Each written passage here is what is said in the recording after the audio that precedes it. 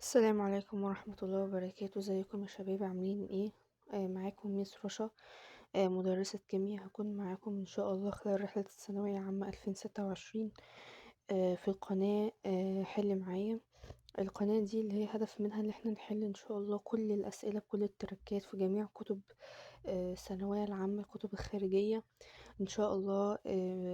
مش هتقف معانا حاجة ان شاء الله في الامتحان. ولو حابين تبقوا معانا على طول، اشتركوا في القناة وفعلوا زر الجرس واللايك والشير، واكتبوا لي في الكومنتات ان اي حاجة، اي تعليق او اي حاجة واقفة معاكم. يلا بينا كده نبتدي. اول سؤال: ما رقم السلسلة؟ بالعلم ان احنا هنحل كتاب الوافي 2026 صفحة 6 وصفحة 7. هنبدأ كده مع بعض فيهم. أول سؤال بيقول: ما رقم السلسلة الانتقالية التي يتتابع فيها امتلاء المستوى الفرعي ان دي؟ الهدف من السؤال ده اللي احنا هنعمل فيه ايه؟ احنا عايزين علاقة رياضية بتربط ما بين السلسلة الانتقالية والمستوى الفرعي ان دي. يعني عايزين نعمل قانون يربط ما بين الرقم الدي اللي هو جنب الدي اللي هو الان، تمام كده، اللي هو سماه ان، وما بين رقم السلسلة اللي عندي. علشان ما اتلخبطش في الرموز انا بفرض اللي انا ايه، بفرض اللي انا حافظه. تعالى نجرب كده. انا عندي السلسلة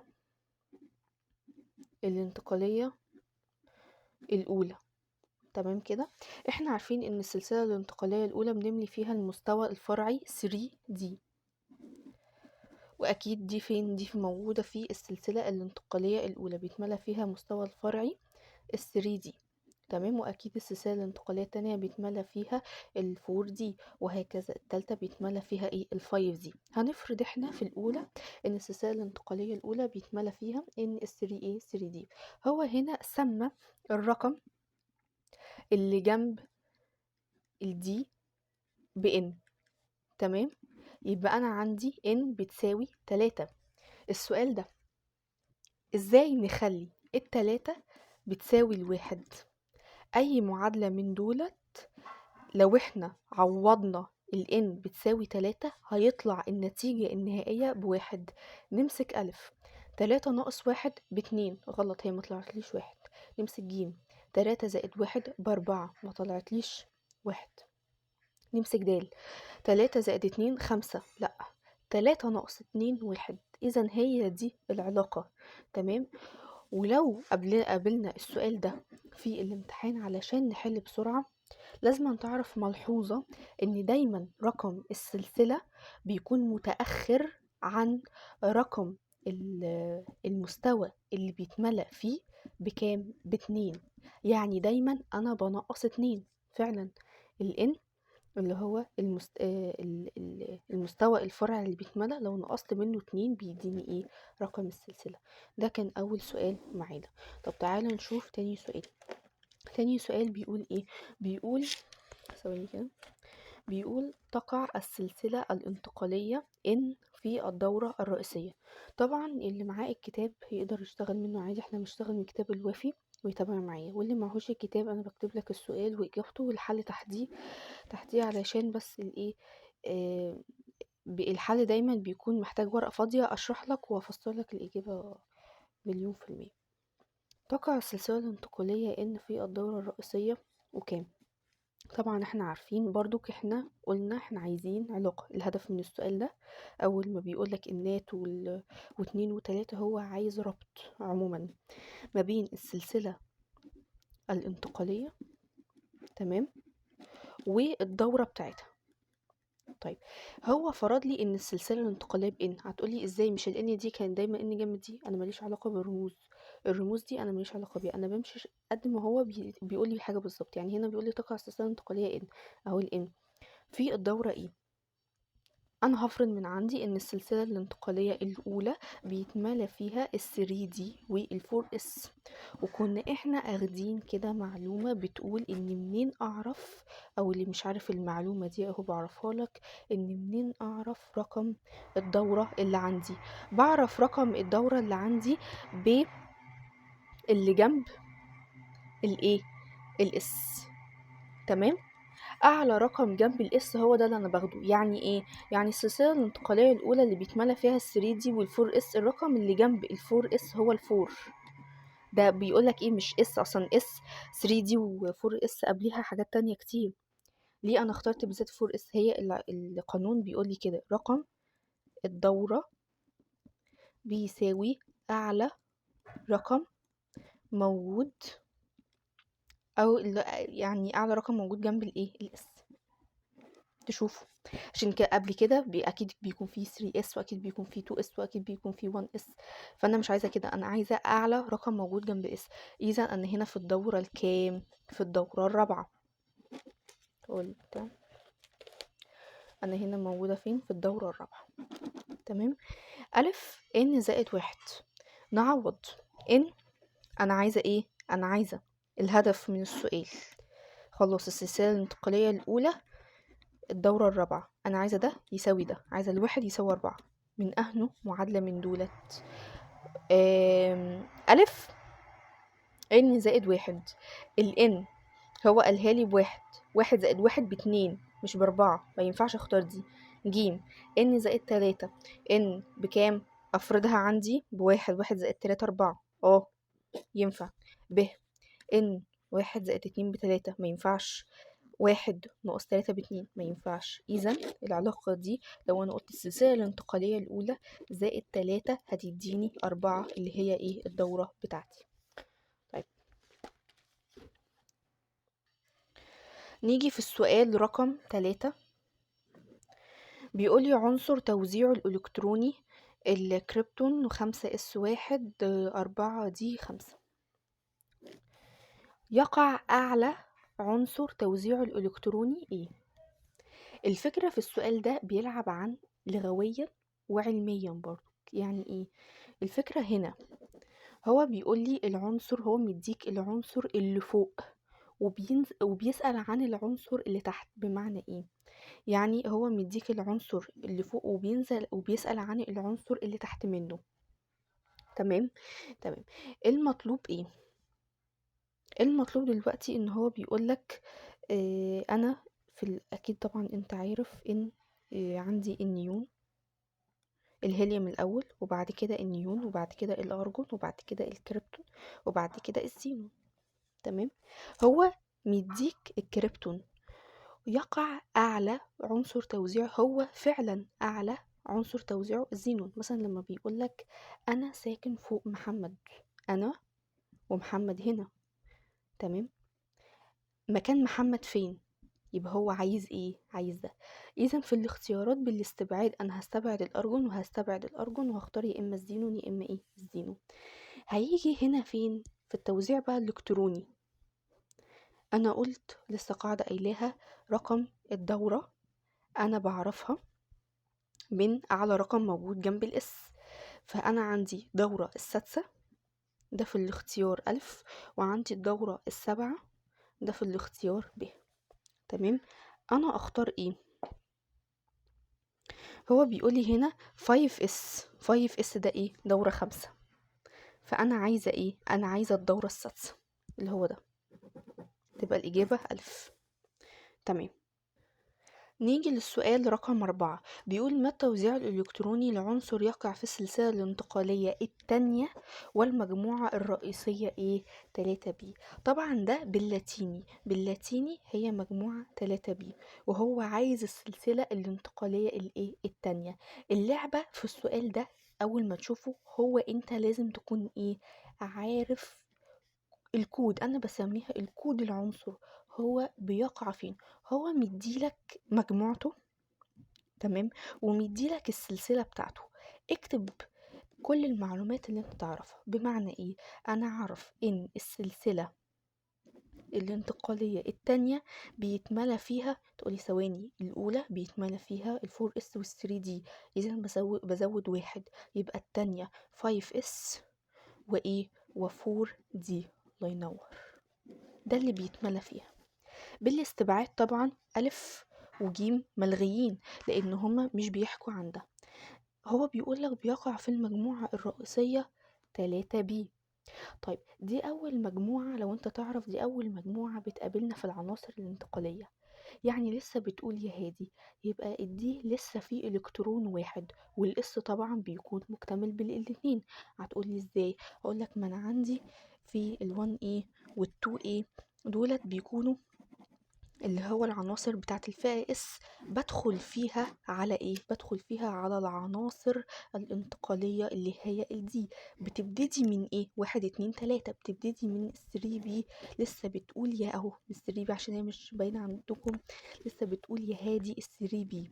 تمام، فانا لسه ببتدي بملأ. خلاص انا عندي ديت الاسات دي خلاص مكتملة، انا اكتملتها ودخلت على اللي بعديها. اللي بعديها اهو لسه بتقول يا هادي ولسه بتملى بالالكترونات. فهتلاقي الفور دي عندك بواحد والفايف اس باتنين، يبقى مفيش غير الاختيار ده هو الصح.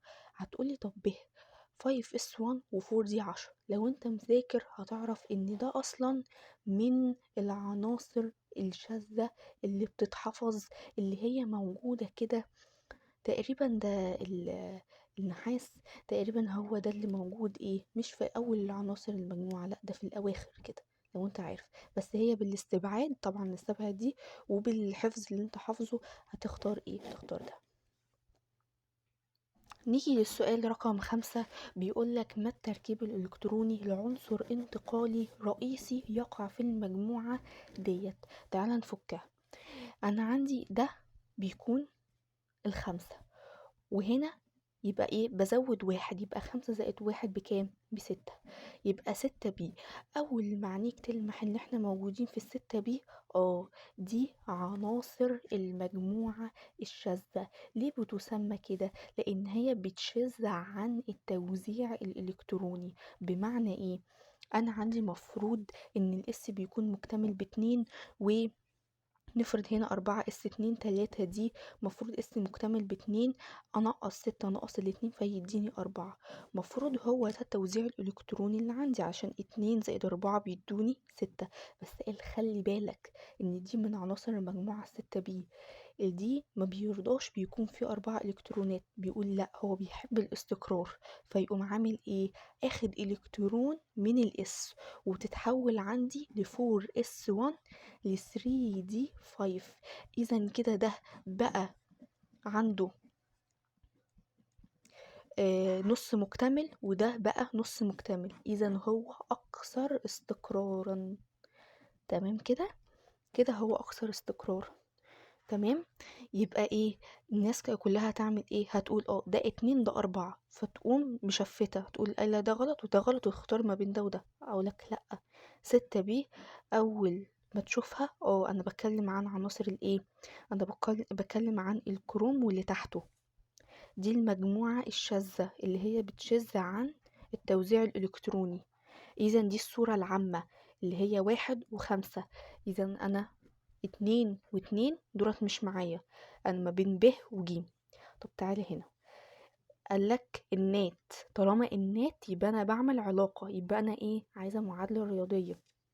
او من غير معادلة رياضية، انت عارف ان السلسلة الانتقالية الاولى بيتملى فيها، احنا قلنا ايه؟ بيتملى فيها الفور اس والثري دي. تمام كده، تمام. هو بيقولك الان اهو فرضها لي هنا كام؟ ب4 وهنا ب3. تعالى مثلا نقول عندي الان، نقول مثلا الان نفرضها ب4. فانا عندي هنا 4 اس، تمام، 1. 4 ناقص 1 فعلا 3 دي، مفروض هنا يطلع لي ايه؟ 5. فلما بقول 4 زائد 1 ب5، اذا هي دي الإجابة الصح. طب تعالى هنا، هنا هنا 1، تمام، هنا مش 2، فانا هنا اصلا اللي اخترتها علشان الحتة دي. طب تعالى نقول هنا ب4، 4 هنا برضو 4 ناقص 1 3، صح، دولت صح اهو. 4 ناقص 1 3، لأ. مفروض الصورة العامة للعناصر الشاذة اللي هي بتوجد في 6 بي دي بتبقى كده 4 اس 1 و 3 دي 5. لما انت بتعوضها بتاخد الشكل ده، لما انت كده بتاخد الشكل ده لما انت بتعوض فيها. تمام. عدد العناصر الانتقالية في السلسلة الانتقالية الأولى والتانية. طيب تمام، نرجع تاني كده في السؤال رقم 6. عايز عدد العناصر الانتقالية في السلسلة الأولى والتانية. هنا في تركة كبيرة قوي ما بين الفرق ما بين لو هو عايز عنصر انتقالي وهو عايز عنصر الفئة دي. طيب، عنصر انتقالي، احنا عارفين ان لازم عشان العنصر الانتقالي بيكون الزنك والكادميوم اللي هما في الأواخر، ده بيكون توزيعهم. مثلا الزنك بيكون 4s2 3d10، ده بيكون مكتمل في حالاته التأكسدية وفي حالاته العادية. ده بيكون مكتمل ايا يكون عملتي ايه، زنك بلس 1 ماينس 1 هو بيكون دايما مكتمل. اذا ده مش عنصر انتقالي، هو والمجموعة اللي تحته من الاخر اللي هي المجموعة 2b وبالعناصر اللي تحتيها دي انا مش بعتبرها من العناصر الانتقالية.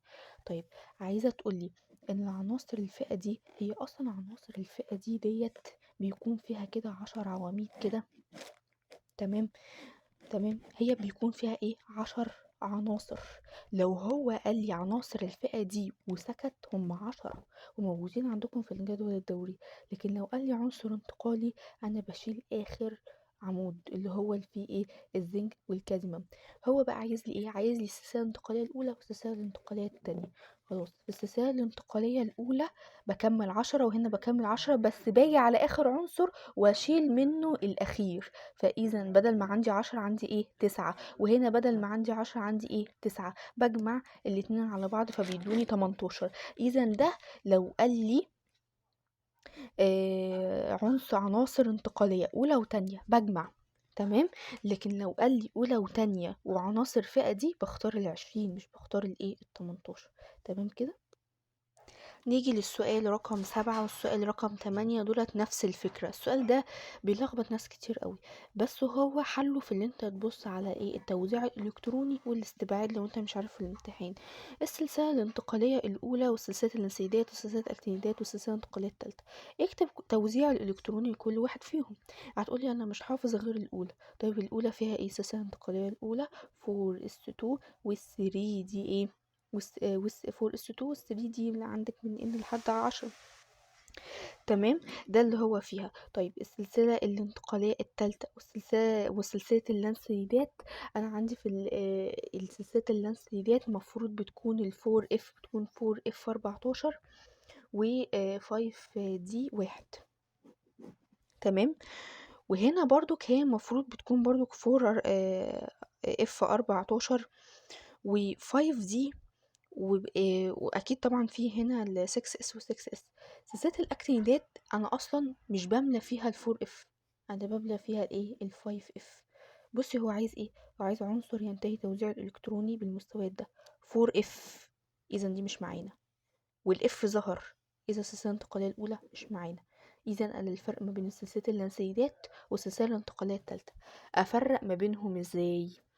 سلسله اللانسيدات دي مفروض بتلاحظ ان الفور اف فيها لسه شغال، يعني لسه في الكترونات. تمام، فهو بيقولي ان الفور اف 14 مكتمل. واحد هيقولي خلاص طالما مكتمل انا بدخل على اللي بعديه اللي هو السلسله الانتقالات. اقولك لا، استنى ما تحكمش، هو مكتمل. شوف اللي بيتملى الدي لسه في واحد. خلاص، لانسيدات. طيب افرض لو انت لقيت الفور اف مكتمل والدي فيه اكتر من واحد الكترون، اذا انت فين، اذا انت في السلسلة الانتقالية التالتة. تعالى هنا 6s2 5d1 4f 14 ده مكتمل. ثواني، هو مكتمل وده في الفور اف 4f، فانا مش سلسلة الاكتينيدات عشان سلسلة الاكتينيدات دي بيتملى فيها 5f، وانا مش في السلسله الانتقاليه الاولى علشان لسه اصلا ما كانش داخل فيها الفور اف. اذا انا بعمل ما بين ده وما بين ده، ما بين الالف وما بين الدال. تعالى هنا، ده مكتمل وده في واحد، ما فيهوش اكتر من واحد، ده في واحد بس. اذا دي هي دي. طب مش اخترت السلسله الانتقاليه الثالثه. طب تعالى في السؤال اللي بعده بيقول لك ايه، بيقول لك العنصر الذي توزيعه الالكتروني 6s2 و5D 3 و4F14 على نفس الاختيارات اللي فوق دي. خلاص هقولك ده ما ينفعش سلسلة اللانسيدات، وما ينفعش الاكتينيدات، وما ينفعش السلسلة الانتقالية الأولى. قلنا السلسلة الانتقالية الأولى ما ينفعش ليه؟ علشان بيتملى فيها ال4S وال3D، ودولت مش موجودين هنا خالص، أصلا ما فيهاش F. ما ينفعش الاكتينيدات علشان بيتملى فيها 5F. نشوف كده اللانسيدات، لا والله ما ينفعش. ليه؟ لأن ديت مكتمل وديت فيها أكتر من واحد. إذا الإجابة هتكون السلسلة الانتقالية التالتة. يبقى خدها قاعدة، لقيت الاف مكتمل ما تستعجلش، روح شوفي دي. لقيت الدي في واحد، خلاص ده لانسيدات. لقيت في اكتر من واحد، خلاص ده ايه؟ سلسلة انتقالية تالتة. وده كده هيكون نهاية الفيديو معانا. محبتش اطول عليكم في اول فيديو. لو عجبكم الشرح يا ريت تعملوا لايك وشير، وتكتبوا في الكومنتات تحبوا التعديل يكون ايه، اشتغل من كتاب، اشتغل من لاب، اشتغل هل طريقة التصوير واضحة، هل الصوت واضح. حابة اسمع تعليقاتكم في الفيديو هتكون عاملة ازاي. السلام عليكم.